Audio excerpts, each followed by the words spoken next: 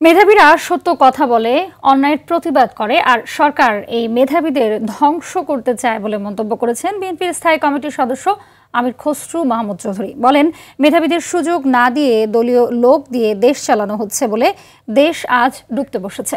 সকালে প্রেস ক্লাবের আব্দুল সালাম হলে গণতন্ত্র মঞ্চের আয়োজনে এক আলোচনার সভায় তিনি কথা বলেন।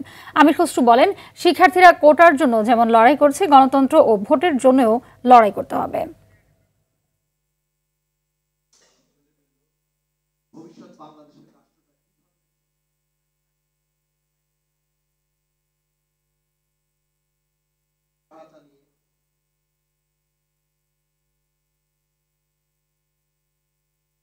মেধাবী লোকজন তো আসতে পারছে না সামনের দিকে।